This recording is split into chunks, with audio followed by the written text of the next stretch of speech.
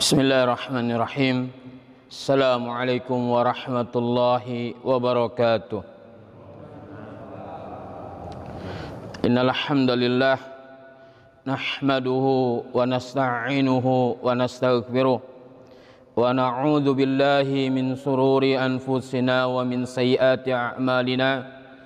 May yahdihillahu fala mudilla lahu wa may yudlil fala hadiya lahu. Asyhadu an la ilaha illallah wahdahu la syarika lah wa asyhadu anna Muhammadan abduhu wa rasuluh. Allahumma salli wa sallim wa barik ala nabiyyina Muhammadin wa ala alihi wa ashabihi wa man tabi'ahum bi ihsani ila yaumiddin. Allahumma alimna ma yanfa'una wanfa'na bima 'allamtana wa zidna ilma. Allahumma inna nas'aluka ilman nafi'ah wa rizqan tayyibah wa amalan mutaqabbala.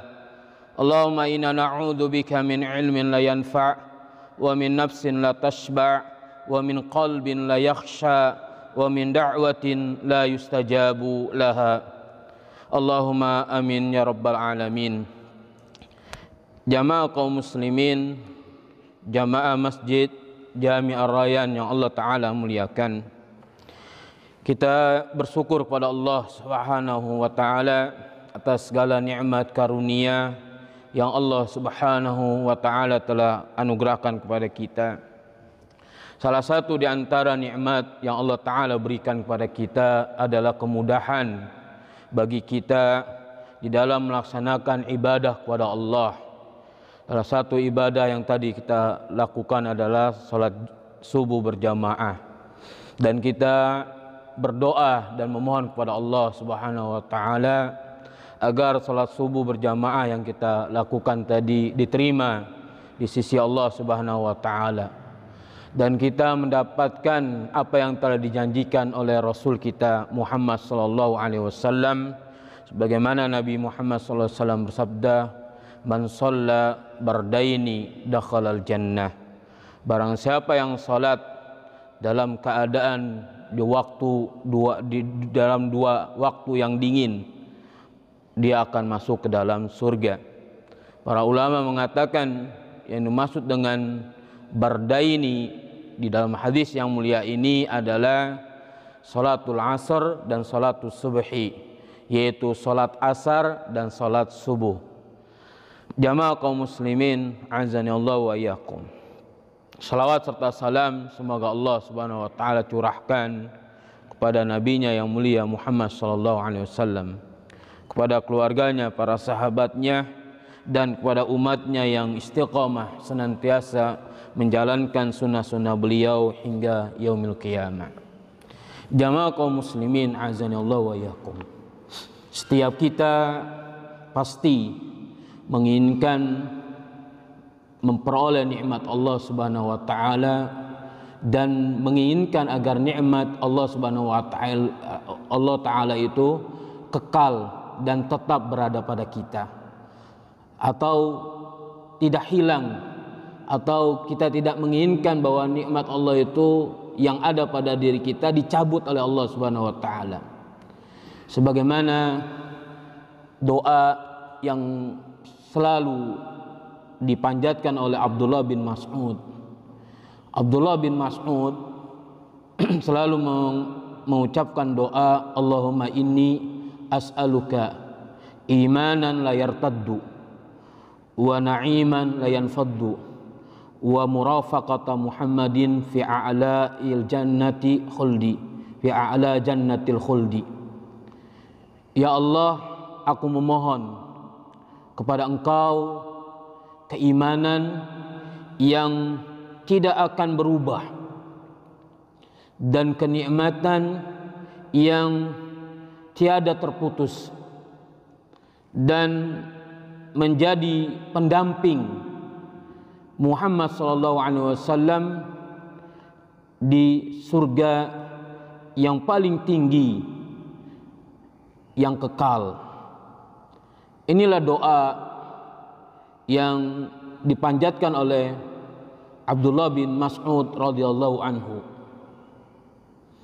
Akan tetapi Allah Subhanahu wa taala bisa mencabut nikmat itu dari seorang hamba bila mana hamba tersebut mengingkari nikmat Allah Subhanahu wa taala dengan durhaka kepada Allah atau dengan melakukan kemaksiatan kepada Allah Subhanahu wa taala. Karena Allah Subhanahu wa taala di dalam surat Ibrahim ayat 7, Allah taala di dalam ayat yang mulia ini memberikan janji kepada hamba-hambanya yang mana apabila mereka senantiasa bersyukur kepada Allah atas nikmatnya, maka Allah taala akan memberikan tambahan nikmat yang lainnya. Akan tetapi sebaliknya, jika hamba Allah Subhanahu wa taala itu kufur akan nikmat Allah Subhanahu wa taala, artinya ketika Allah berikan nikmat kepadanya, dia justru malah durhaka kepada Allah, atau dia gunakan nikmat itu untuk dipakai berbuat maksiat kepada Allah Subhanahu wa taala, maka Allah taala akan cabut nikmat tersebut dari hamba itu. Allah taala mengatakan dalam Al-Qur'anul Karim, wa id ta'adna rabbukum la in syakartum la azidannakum wa la in kafartum in adzabi lasyadid. Dan ingatlah tatkala Rabbmu memaklumkan, jika kalian mensyukuri nikmatku, la azidannakum, sungguh niscaya aku pasti akan menambahkan nikmatku yang lainnya. Para ulama mengatakan Allah taala akan menambahkan nikmat yang lainnya dari nikmat-nikmat Allah Subhanahu wa taala kepada seorang hamba bila mana hamba itu menggunakan nikmatnya untuk beribadah dan untuk melakukan ketaatan kepada Allah Subhanahu wa taala. Sebaliknya, wala in kafartum inna adzabi lasyadid, apabila kalian itu malah justru kufur, mengingkari nikmat Allah, maka Allah mengancam di akhir ayat yang mulia ini, inna adzabi lasyadid, sesungguhnya azabku sangatlah pedih. Demikian juga para ulama mengatakan bahwa nikmat itu akan dicabut oleh Allah Subhanahu wa taala dikarenakan karena dosa dan kemaksiatan yang dilakukan oleh hamba. Demikian hal itu dikatakan juga oleh Imam Ibnu Qayyim Az-Zawji rahimahullah taala di dalam kitab beliau Ad-Da'u wad-Dawa. Beliau mengatakan bahwa salah satu di antara akibat dari perbuatan dosa dan maksiat, kata Imam Ibnu Qayyim Az-Zawjiyah rahimahullah taala, annahu tuzilu an-ni'ama wa tahullu niqama fama zalat 'anil 'abdi ni'matun illa bi dzambin wala halat bihi niqmatun illa bi dzambin. Kata Imam Ibnu Qayyim Az-Zawji rahimahullah taala, di antara akibat dampak buruk dari perbuatan dosa dan maksiat yaitu menghilangkan nikmat. Tuzilu ni'am, menghilangkan nikmat-nikmat Allah. Wa tahullu niqama, dan mendatangkan kemurkaan Allah, mendatangkan kebinasaan, mendatangkan kehancuran, mendatangkan musibah, bencana dan keburukan. Ini dampak buruk dari perbuatan dosa. Selain Allah Ta'ala angkat nikmat dari hamba itu, Allah Ta'ala akan memberikan kemurkaan. Allah Ta'ala akan memberikan keburukan kepada hamba tersebut. Maka kalau kita lihat musibah bencana yang ada, yang terjadi, para ulama sepakat Ini disebabkan karena kemaksiatan dan kedurhakaan sebagian manusia di muka bumi.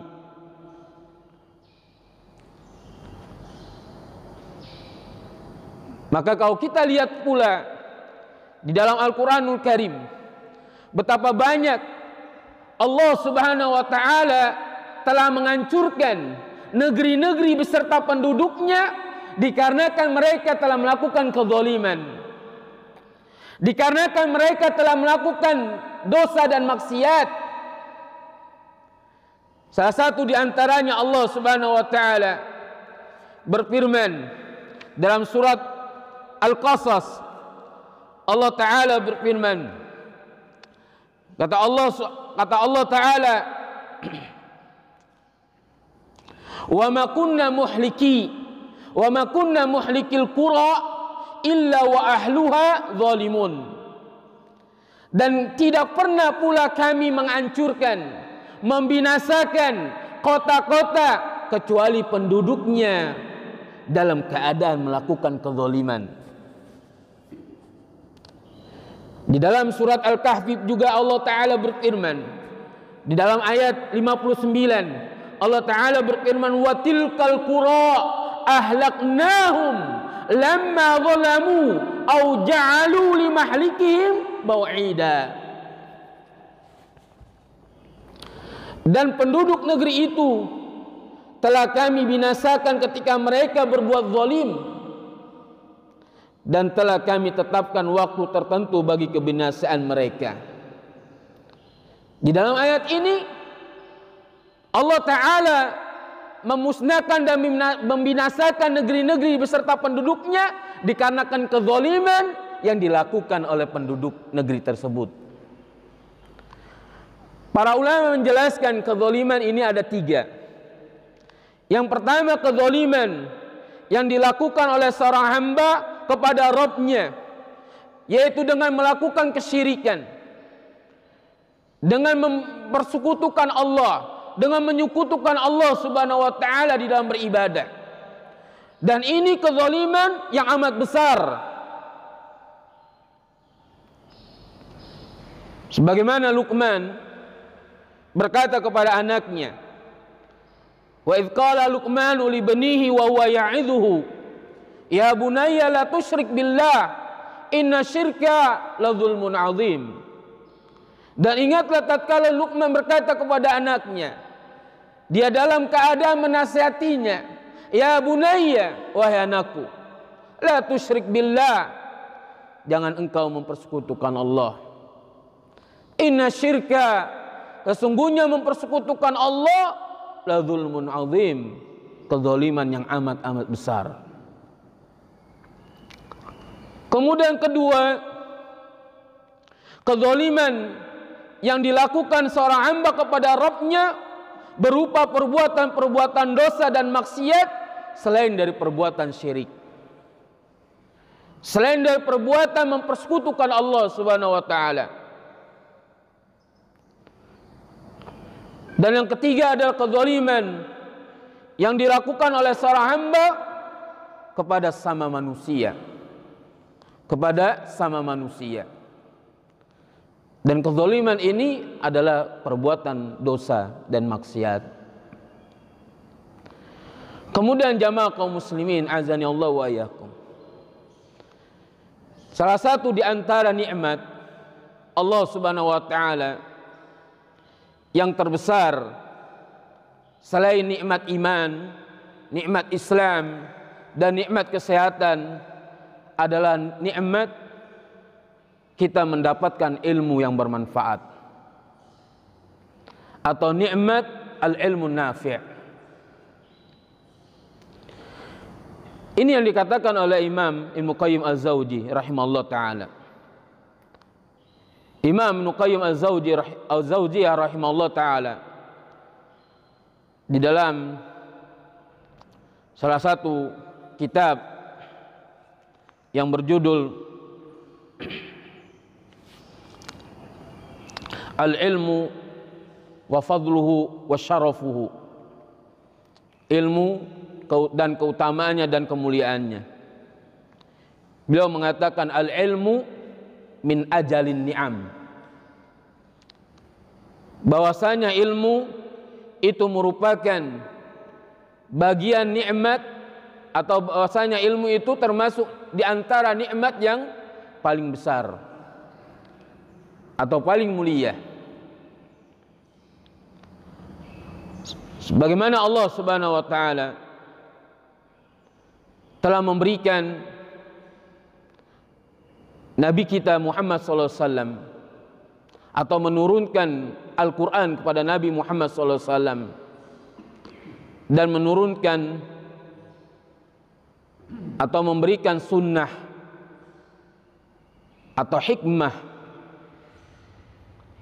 kepada Nabi Muhammad sallallahu alaihi wasallam, dan juga mengajarkan kepada Nabi Muhammad sallallahu alaihi wasallam terhadap perkara yang tidak diketahui oleh beliau. Sebagaimana Allah Ta'ala berfirman dalam surat Ibrahim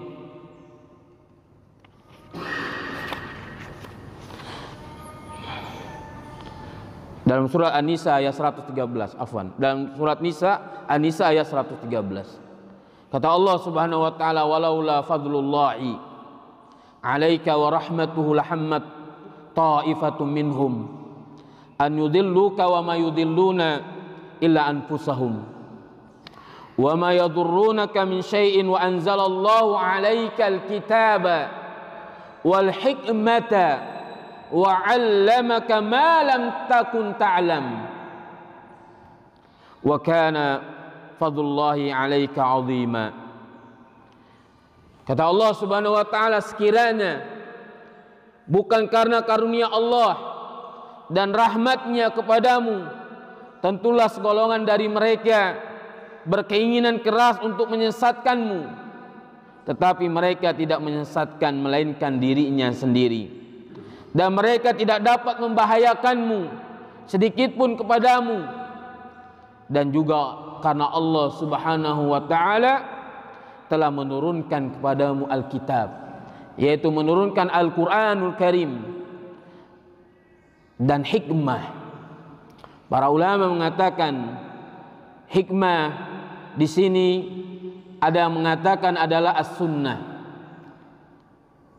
ada yang mengatakan al-ilmu nafi', ilmu yang bermanfaat.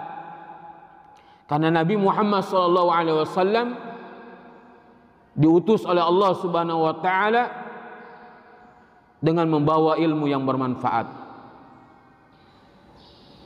Walladzi arsala rasulahu bil huda wa dinil haq, dialah Allah yang telah mengutus seorang rasul bil huda, dengan petunjuk, wa dinil haq, dan agama yang hak, yang benar. Para ulama mengatakan al-huda yaitu al-ilmu an-nafi', ilmu yang bermanfaat. Jadi Allah Ta'ala mengutus Rasul Sallallahu Alaihi Wasallam dengan membawa ilmu yang bermanfaat, dan ini merupakan nikmat Allah Subhanahu Wa Ta'ala yang terbesar. Wa 'allamaka ma lam takun ta'lam, dan dialah Allah yang telah mengajarkan kepadamu apa yang belum kamu ketahui. Wa kana fadlullahi 'alaika 'azima, dan adalah karunia Allah sangat besar atasmu. Dan ilmu ini, Pak, bisa hilang atau bisa lenyap dikarenakan perbuatan maksiat dan dosa. Maka salah satu untuk menjaga agar ilmu ini tetap ada pada diri kita, yaitu dengan melakukan ketaatan kepada Allah, dengan melakukan takwa kepada Allah Subhanahu wa taala, menjauhkan kemaksiatan dan dosa. Karena salah satu di antara cara untuk memperoleh ilmu yang bermanfaat adalah dengan takwa kepada Allah Subhanahu wa taala. Allah Subhanahu wa taala berfirman di dalam surat Al-Anfal ayat 29. Kata Allah Subhanahu wa taala, "Ya ayyuhalladzina amanu," wahai orang-orang beriman, "in tattaqullaha yaj'al lakum furqana." Wahai orang-orang beriman, jika kalian bertakwa kepada Allah, yaj'al lakum furqana, maka kami akan memberikan kepada kamu furqan. Ingat, syaratnya Allah Ta'ala memberikan ilmu kepada seorang hamba, yaitu bertakwa kepada Allah. In tattaqullaha, ini ada syarat. Jika kalian bertakwa kepada Allah, kemudian Allah Ta'ala menjawab, memberikan jawaban, yaj'al lakum furqana, maka kami akan menjadikan kepada kalian atau memberikan kepadamu furqana, yaitu Al-Furqan. Para ulama menafsirkan Al-Furqan, di antaranya ada Syekh Abdurrahman bin Nasir As-Sa'di rahimahullah taala. Di dalam kitab beliau, kitab Taisir Karim fi Tafsir Kalamin Manan, beliau memiliki kitab tafsir yang berjudul Taisiril Karim fi Tafsir Kalamin Manan. Beliau mengatakan yang dimaksud dengan Al-Furqan, kata beliau adalah wa huwa al-ilmu wal huda alladhi yufarriqu bihi sahibuhu bainal huda wad dolal wal haqqi wal batil wal halali wal harami wa ahli sa'adati min ahli saqawati. Yang dimaksud dengan Al-Furqan di dalam ayat yang mulia ini adalah al-ilmu wal huda, ilmu dan petunjuk, di mana pemiliknya itu akan dapat membedakan bainal huda wad dolal, antara petunjuk dan kesesatan, wal haqqi wal batil, antara yang hak dan yang batil, wal halali wal haram, antara yang halal dan yang haram, wa ahli sa'adati min ahli saqawati, dan dapat membedakan antara ahlus sa'adah, yaitu orang-orang yang bahagia, dari orang-orang yang celaka. Ini dengan ilmu seorang hamba bisa membedakan mana yang perintah dan mana yang larangan, mana yang tauhid dan mana yang syirik, mana yang bid'ah, mana yang sunnah, mana yang hak, mana yang batil, mana yang halal, mana yang haram. Itu bisa dibedakan dengan ilmu. Maka pentingnya ilmu, Pak. Pentingnya ilmu agama bagi seorang muslim. Maka Nabi SAW sangat menegaskan kepada kita untuk menuntut ilmu, belajar.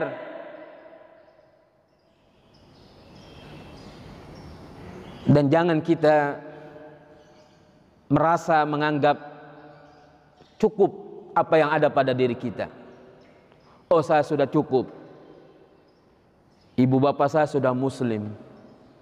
Kakek nenek saya sudah muslim. Saya lahir dari keluarga muslim. Cukup. Saya sudah mengenal Islam dari keluarga saya. Bahwa Islam, sholat 5 waktu, puasa Ramadan, zakat, haji, umroh, berbuat baik, cukup. Sudah itu Islam. Tanpa lagi belajar. Atau dia merasa cukup. Oh, saya sudah cukup.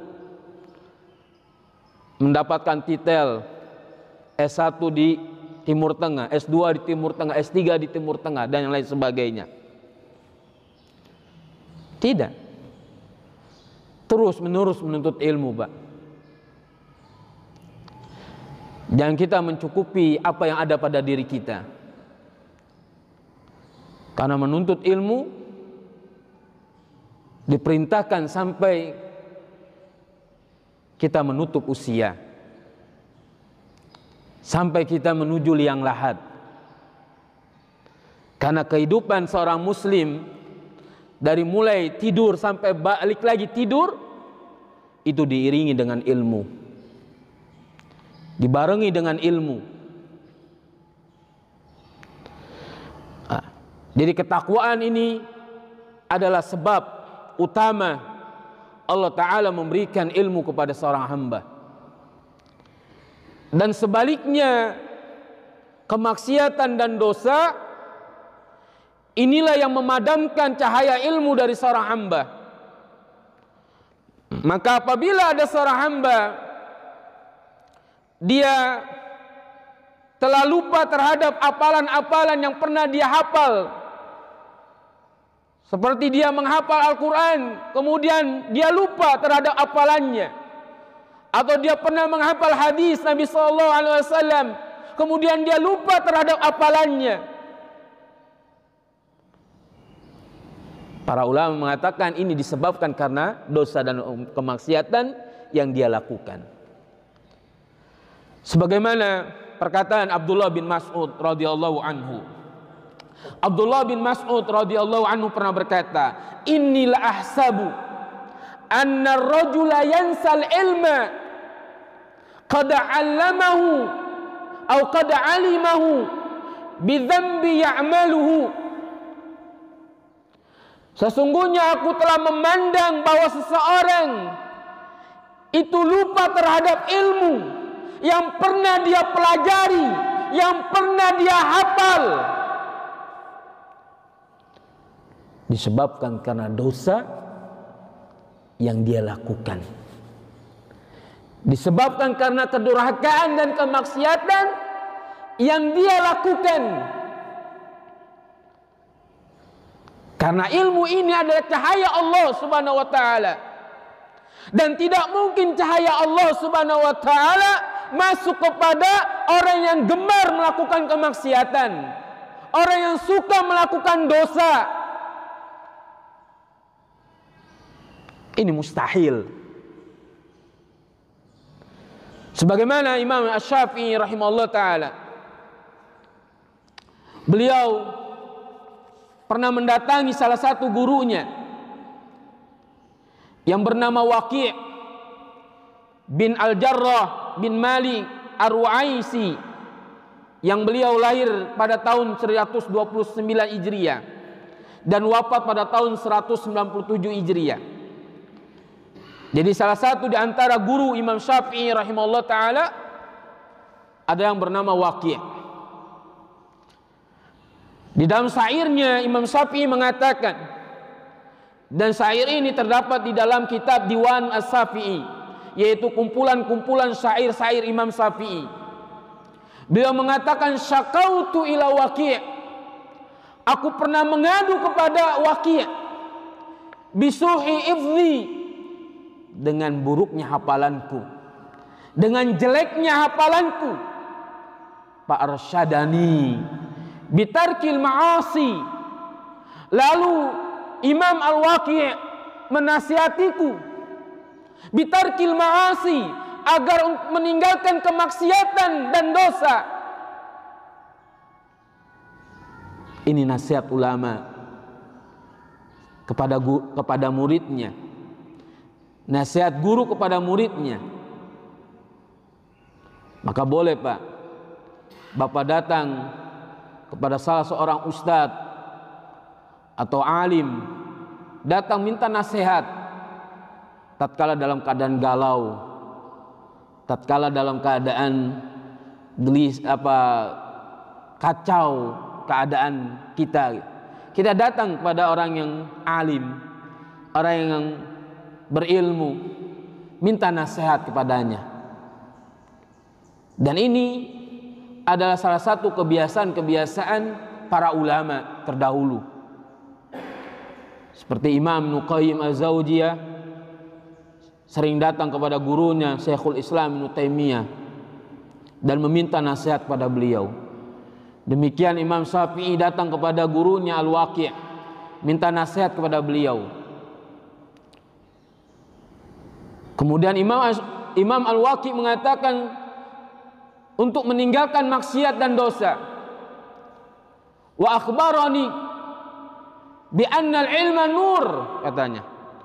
Dan beliau mengabarkan kepadaku, memberitahu kepadaku bahwasannya ilmu adalah cahaya.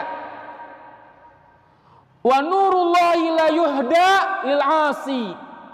Dan cahaya Allah tidak akan mungkin masuk ke dalam hati seorang hamba yang gemar melakukan kemaksiatan dan dosa. Tidak akan abadan selamanya.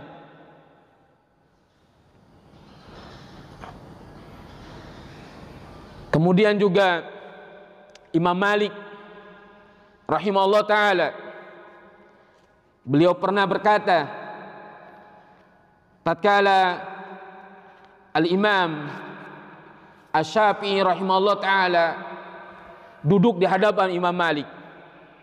Karena Imam Asy-Syafi'i rahimahullah ta'ala beliau adalah murid dari Imam Malik. Imam Syafi'i bernama Muhammad bin Idris bin Al-Abbas bin Uthman bin Syafi'i bin Sa'id bin Ubaid bin Abdul Yazid bin Ashim bin Al-Muttalib bin Abdul Manaf bin Qusay bin Kilab bin Murrah bin Ka'ab bin Lu'ay bin Ghalib. Dan beliau ini nasabnya itu bertemu dengan Rasulullah SAW. Beliau lahir di kota Gaza. Kemudian tumbuh dewasa di kota Mekah. Karena kalau tidak salah ketika umur 2 atau 3 tahun atau ketika menjelang remaja kalau tidak salah, ibunya membawa ke kota Mekah setelah wafatnya ayahnya. Beliau lahir pada tahun 150 Hijriah. Kemudian beliau wafat pada malam Jumat setelah maghrib, yaitu tepatnya pada tahun 204 Hijriah. Beliau berumur 54 tahun. Beliau ini terkenal oleh Imam Malik bin Anas rahimahullah ta'ala dengan kecerdasan dan kesempurnaan dalam memahami pelajaran-pelajaran yang telah disampaikan oleh Imam Malik. Sehingga Imam Malik rahimahullah ta'ala ta'ajub kepada Imam Syafi'i. Bahkan dengan ketakjubannya Imam Malik mengatakan, inni arallaha qad alqa ala qalbika nuran fala tudfi'hu bidzulmil ma'siyati. Kata Imam Malik rahimahullah ta'ala, Imam Malik ini adalah seorang ulama yang ada di kota Madinah, dan tidak ada hubungannya Imam Malik dengan Anas bin Malik, sahabat Nabi. Dan ini beda nasabnya dan juga beda baninya atau sukunya beda. Maka ada seorang ustadz atau seorang dai mengatakan bahwa Anas bin Malik atau Malik bin Anas adalah anak dari Anas bin Malik, katanya, sahabat Nabi SAW. Ini tidak benar. Ini tidak benar karena beda nasabnya dan juga beda sukunya antara Imam Malik bin Anas dengan Anas bin Malik. Mungkin karena namanya aja sama mirip, tetapi kalau kita urutkan nasabnya berbeda, sangat jauh. Dari kakek-kakeknya itu sangat jauh berbeda. Tapi Imam Malik mengatakan, sesungguhnya aku memandang bahwa Allah Ta'ala telah memberikan kepadamu cahaya di dalam hati, di dalam hatimu.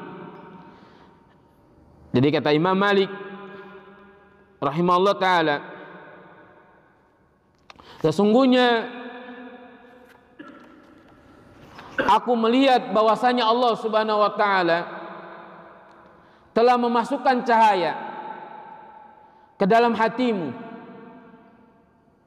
Inni arallaha qad alqa nuran ala qalbika, telah memasukkan cahaya ke dalam hatimu. Fala tudfi'hu, janganlah engkau padamkan cahaya itu bidzulmatil ma'siyah,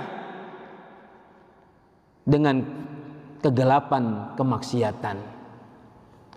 Ini nasihat juga dari guru kepada muridnya. Antara Imam Malik, guru dari Imam Syafi'i, menasihati Imam Syafi'i, di mana Imam Syafi'i adalah salah seorang murid beliau yang sangat cerdas.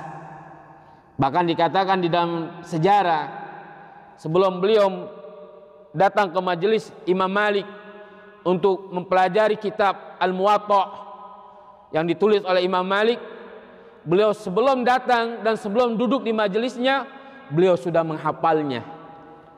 Beliau, yaitu Imam Syafi'i, sudah menghafal kitab Al-Muwatta yang ditulis oleh Imam Malik. Kemudian baru datang kepada Imam Malik dan duduk di majelis beliau dan belajar hadis darinya dan ilmu-ilmu yang lainnya. Maka Imam Syafi'i dikenal dengan murid yang cerdas, murid yang cepat dalam memahami pelajaran. Maka Imam Malik menasihati, aku telah melihat bahwasanya Allah Ta'ala telah memberikan kepadamu cahaya di dalam hatimu. Apa itu? Al-ilmu, ilmu. Maka janganlah engkau padamkan cahaya itu dengan perbuatan kemaksiatan. Dengan perbuatan kemaksiatan. Kemudian yang terakhir, jamaah kaum muslimin azanallahu wa iyyakum, jangan kita melihat besar kecilnya dosa yang pernah kita lakukan atau besar kecilnya dosa yang kita lakukan, tetapi kita lihatlah dampak dan buruk dari perbuatan dosa dan maksiat yang kita lakukan.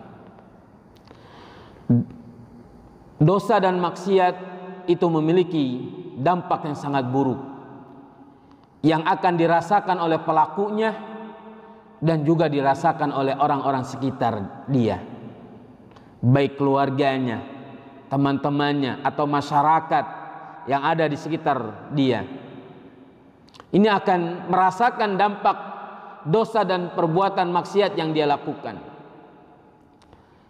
Kemudian selain kita harus melihat dampak dan buruk dari perbuatan dosa, kita juga harus melihat siapa yang kita maksiati, yaitu Allah Subhanahu wa ta'ala. Allah Subhanahu wa ta'ala yang telah menciptakan kita, Allah Subhanahu wa ta'ala yang telah memberikan rizki kepada kita, Allah Subhanahu wa ta'ala yang telah memberikan kehidupan kepada kita. Maka ada seorang ulama yang bernama Bilal bin Sa'ad rahimahullah ta'ala. Beliau berkata, la tanzur ila sigaril ma'siyati, jangan engkau lihat kecilnya maksiat yang engkau lakukan,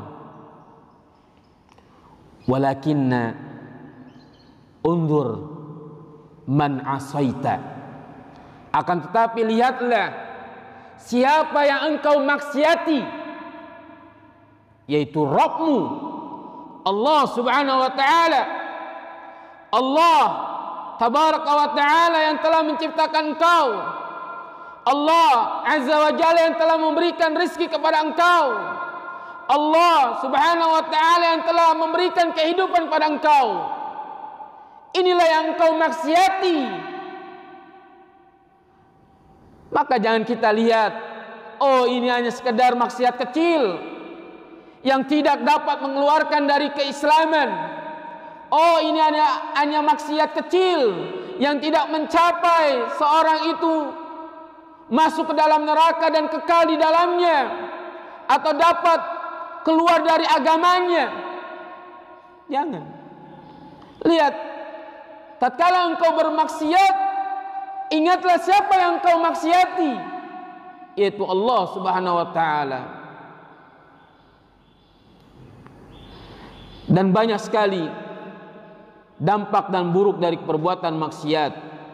Selain akan dicabutnya nikmat, akan dicabutnya, dihilangkannya ilmu yang bermanfaat bagi seorang hamba, dan juga kemaksiatan itu dapat mendatangkan musibah, dapat mendatangkan bala, dapat mendatangkan wabak, penyakit menular.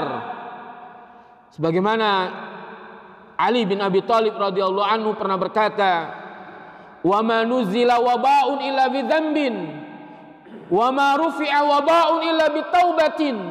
Tidaklah satu wabak penyakit menular turun pada satu negeri, satu negara, illa bi dzambin, disebabkan karena dosa, disebabkan karena maksiat. Wala rufi'a al-waba'u aw bala'un, dan tidaklah wabah atau bencana itu diangkat oleh Allah Subhanahu wa taala illa bitaubatin, kecuali dengan taubat, kecuali dengan memperbanyak istighfar kepada Allah Subhanahu wa taala, memohon ampun kepada Allah Subhanahu wa taala dari dosa dan maksiat yang pernah dilakukan.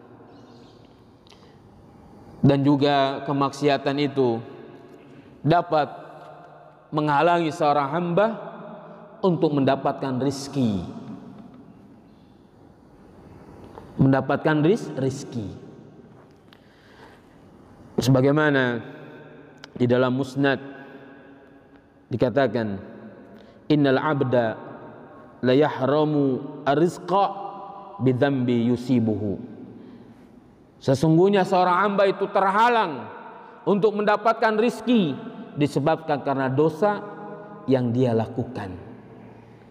Sebaliknya dengan takwa, rizki itu akan mengalir terus menerus dari jalan yang mungkin dia tidak duga-duga, atau mungkin yang dia tidak sangka-sangka.